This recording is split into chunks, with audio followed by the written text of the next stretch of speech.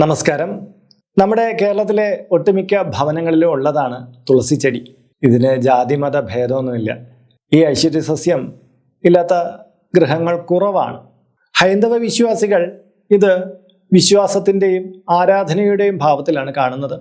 മറ്റുള്ളവർ ഇതിനെ ഒരു ഔഷധ സസ്യം എന്നുള്ള നിലയിലാണ് കാണുന്നത്. ലോകമെമ്പാടും ഖ്യാതി പറന്നിട്ടുള്ള ഒരു ഔഷധ ഗണത്തിൽപ്പെട്ട സസ്യമാണ് തുളസി എന്ന് പറയുന്നത്. അതുകൊണ്ട് തന്നെ തുളസിയിൽ നിന്നുണ്ടാക്കുന്ന ഔഷധങ്ങൾക്ക് ലോകവിപണിയിൽ വളരെ പ്രാധാന്യമുള്ളതാണ്. ലക്ഷ്മി വാസമാണ് തുളസി നൽകുന്നത്. വീട്ടിൽ തുളസിയെ നടുകയും അതിനെ കൃത്യമായിട്ട് പരിപാലിക്കുകയും കൂടെ ചെയ്തു കഴിഞ്ഞാൽ അവിടെ ലക്ഷ്മി വാസം കൂടുതലായിട്ട് വരും. അതായത് ഐശ്വര്യം വരും. ലക്ഷ്മിയുള്ളടത്ത് വിഷ്ണു സാന്നിധ്യം ഉണ്ടാവുമല്ലോ. അതുകൊണ്ട് തന്നെ ഭാഗ്യവർദ്ധനവും അവിടെ സിദ്ധിക്കുന്നതാണ്. എല്ലാത്തിനെയും ശുദ്ധമാക്കാനുള്ള കഴിവുള്ള തുളസി ചിലപ്പോൾ കുപ്പത്തൊട്ടിയിലും പോയി മുളയ്ക്കാറുണ്ട്. അതായത് മാലിന്യങ്ങൾ കൂടുന്നിടത്ത് തുളസി മുളച്ച് വരാറുണ്ട്. അവിടെ ശുദ്ധമാക്കുക എന്നുള്ള സങ്കല്പത്തിലാണ് തുളസി മുളച്ചു വരിക. ഒരു വിശ്വാസി തൻ്റെ വീട്ടിൽ തുളസി നടുമ്പോൾ പല കാര്യങ്ങളും ശ്രദ്ധിക്കാറുണ്ട്. തുളസി തറയുടെ കാര്യത്തിൽ തൊട്ട് അല്ലാതെ തുളസിയെ വെറും മണ്ണിൽ നടുന്നതിന് തൊട്ട് സ്ഥാനങ്ങളെ തൊട്ട് ഒരുപാട് കാര്യങ്ങൾ ഒരു വിശ്വാസിയെ സംബന്ധിച്ചിടത്തോളം ഉണ്ട്.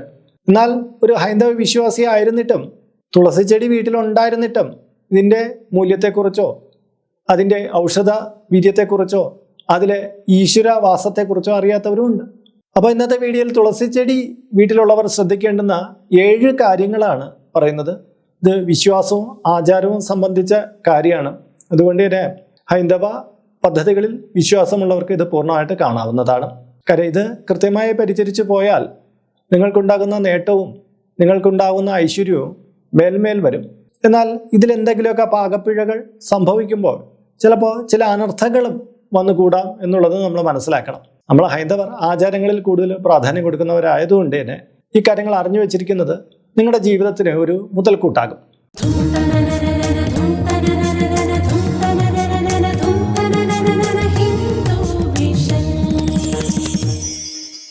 നമസ്കാരം, ഞാൻ RJ അയ്യർ, ഹരിചന്ദന മഠം.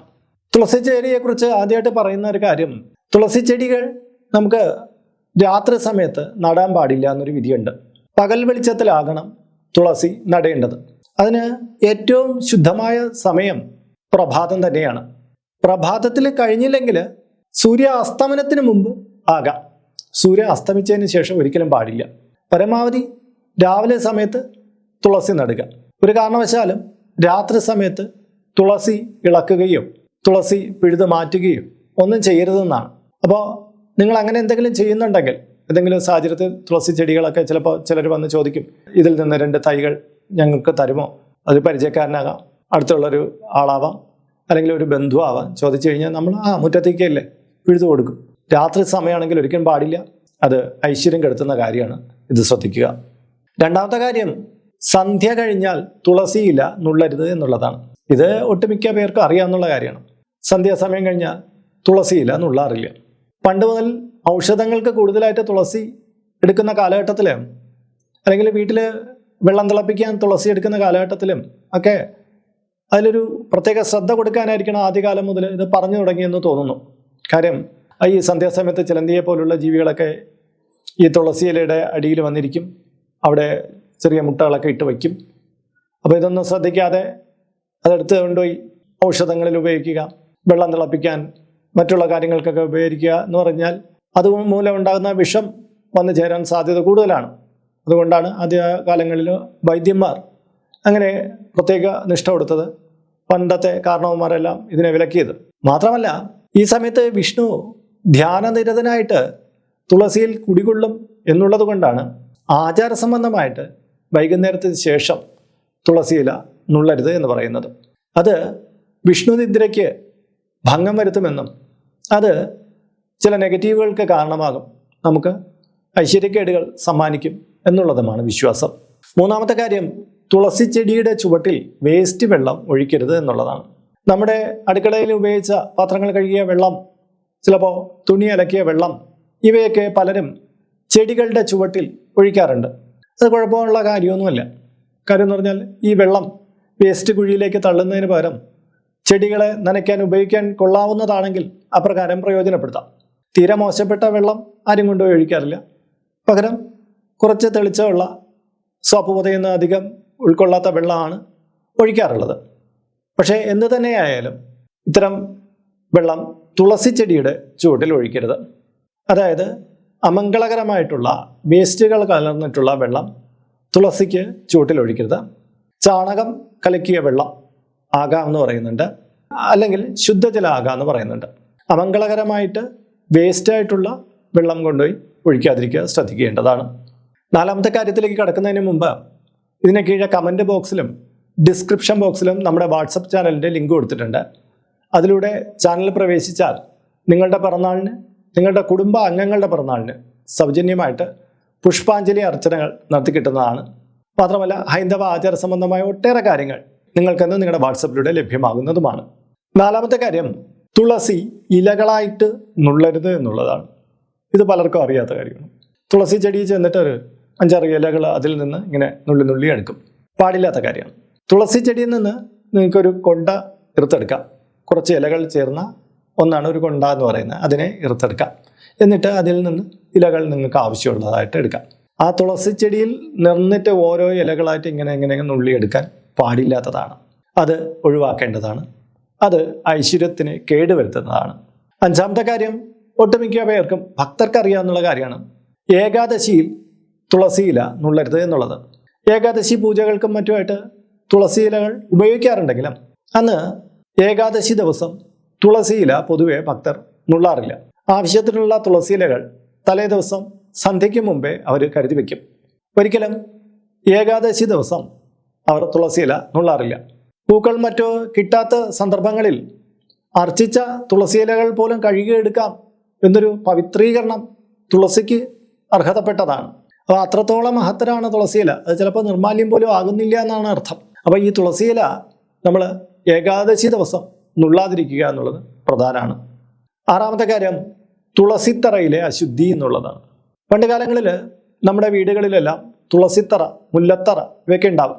ഒന്നുമില്ലെങ്കിൽ തുളസിത്തറയെങ്കിലും കാണും. ഈ തുളസിത്തറയ്ക്ക് കൃത്യമായ സ്ഥാനം കണ്ട് അവിടെയാണ് തുളസിത്തറ വയ്ക്കാറുള്ളത്. പഴമയുടെ കാലം മാറിയപ്പോൾ കുറെ കാലം നമ്മുടെ ഗൃഹങ്ങളിൽ നിന്ന് തുളസിത്തറ അന്യമായി തുടങ്ങി. എന്നാൽ പാരമ്പര്യത്തെ വീണ്ടെടുക്കാൻ ഉള്ള ശ്രമത്തിനിടയിൽ വീണ്ടും ഇന്നേ കാലത്ത് തുളസിത്തറകൾ മടങ്ങിയെത്തുകയാണ്. പക്ഷേ തുളസിത്തറകളെ എങ്ങനെ സംരക്ഷിക്കണമെന്നുള്ളത് പലർക്കും അറിയില്ലാത്ത കാര്യമാണ്. പണ്ടുള്ളവർ തുളസിത്തറയെ ശുദ്ധി വൃത്തികളോടെ പരിപാലിച്ചിരുന്നപ്പോൾ ഒരു ചെടിച്ചട്ടിയുടെ ലാഘവത്തോടു കൂടിയാണ് പലരും ഇതിനെ കൈകാര്യം ചെയ്യുന്നത്. തുളസിത്തറയിൽ ആർത്തവ കാലഘട്ടത്തിൽ സ്ത്രീജനങ്ങൾ തൊടാറില്ല. മാത്രമല്ല അതിനെ ചുറ്റി സഞ്ചരിക്കാറില്ല. പുലപാലായ്മകൾ ഉള്ളപ്പോൾ തുളസിത്തറയെ സ്പർശിക്കാറില്ല. അത് കഴിഞ്ഞ കാലഘട്ടത്തിലായിരിക്കും അവർ അതൊക്കെ ചെയ്യുന്നത്. ഇന്ന് പലപ്പോഴും നമ്മുടെയൊക്കെ വീട്ടിൽ വിരുന്ന് വരുന്നവരോ മറ്റൊക്കെ തുളസിത്തറയിലെ ഇലകളൊക്കെ വന്ന് നുള്ളിക്കൊണ്ടിരിക്കുന്നതൊക്കെ നമുക്ക് കാണാം. നമ്മുടെ വീട്ടിലുള്ളവരല്ല, ചിലപ്പോൾ പുറത്തുനിന്ന് വരുന്ന സ്ത്രീകളാകാം, മറ്റുള്ളവരൊക്കെ ആകാം. ഈ തുളസിത്തറയെ ഇവർ പരിഗണിക്കുന്നത് തന്നെ വളരെ ലാഘവത്തോടു കൂടിയാണ്. അറിഞ്ഞൂടായ്മയാണ് ഇതിൻ്റെ കാരണം.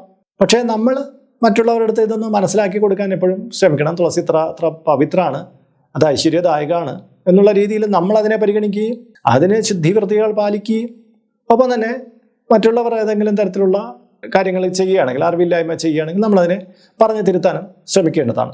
ഏഴാമത്തെ കാര്യത്തിലേക്ക് കടക്കുന്നതിന് മുമ്പ് ഇതിൻ്റെ കമൻറ്റ് ബോക്സിലും ഡിസ്ക്രിപ്ഷൻ ബോക്സിലും നിങ്ങളുടെ പേര്, നിങ്ങളുടെ വയസ്സ്, നിങ്ങളുടെ നക്ഷത്രം ഇവ രേഖപ്പെടുത്തിയാൽ ഇവിടെ നടക്കുന്ന പൂജാ പ്രാർത്ഥനകളിൽ നിങ്ങളെ ഉൾക്കൊള്ളിക്കാൻ കഴിയുന്നതാണ്. 1 മാസത്തേക്കായിരിക്കും പ്രകാരം ചെയ്യുക. കൂടുതലായിട്ട് വേണമെന്നുള്ളവർ ഇനി തൊട്ട് ഇതിൽ അപ്ലോഡ് ചെയ്യുന്ന എല്ലാ വീഡിയോകളുടെ കീഴേ ഇങ്ങനെ കൊടുത്താൽ മതി. അതിനായിട്ട് ഈ ചാനൽ ഇതുവരെയും സബ്സ്ക്രൈബ് ചെയ്തിട്ടില്ലെങ്കിൽ അത് ചെയ്യാനും ഈ വീഡിയോ ഒന്ന് ലൈക്ക് ചെയ്യാനും താല്പര്യപ്പെടുന്നു. എങ്കിൽ മാത്രമായിരിക്കും പുതുതായിട്ട് അപ്ലോഡ് ചെയ്യുന്ന വീഡിയോകളുടെ റെക്കമെൻഡേഷൻ നോട്ടിഫിക്കേഷനൊക്കെ നിങ്ങൾക്ക് യഥാസമയം ലഭ്യമാകും. എങ്കിലല്ലേ നിങ്ങൾക്ക് നിങ്ങളുടെ ഡീറ്റെയിൽസ് ഇതിൽ കൊടുക്കാൻ കഴിയും. അപ്പോൾ ഏഴാമത്തെ കാര്യത്തിലേക്ക് വരാം.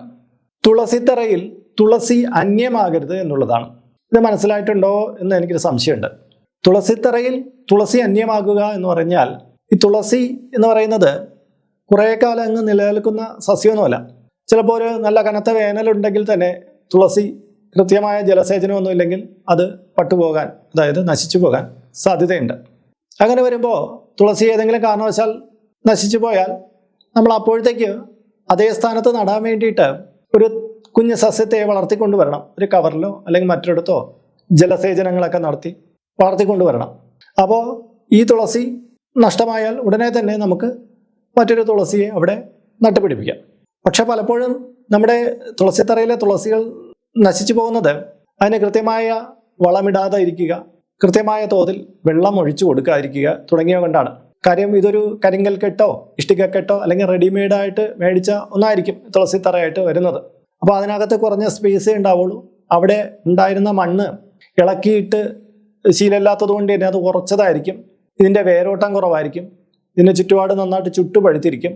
അപ്പോൾ കൃത്യമായ വെള്ളം, അത് കുറച്ചു നേരം തങ്ങിക്കാനുള്ള ചകിരി, വളം ഇവയൊക്കെ കൊടുത്തില്ലെങ്കിൽ തുളസിയുടെ പുഷ്ടി നഷ്ടപ്പെട്ടു പോവുകയും പെട്ടെന്ന് തന്നെ അത് നശിച്ചു പോകാൻ സാധ്യത. മഴക്കാലത്ത് അത് ഒരുവിധം പിടിച്ചു വയ്ക്കുമെങ്കിലും വേനൽ തുടങ്ങുമ്പോഴത്തേക്കും അത് ഇല്ലാണ്ടായിപ്പോൾ. അപ്പം നമ്മൾ മനസ്സിലാക്കണം, ആ ദേവിയെ, ആ തുളസിയെ സംരക്ഷിക്കുന്ന നമ്മുടെ കുടുംബത്തിൻ്റെ കടമയാണ്. അതിനെ കൃത്യമായി ചെയ്യുക.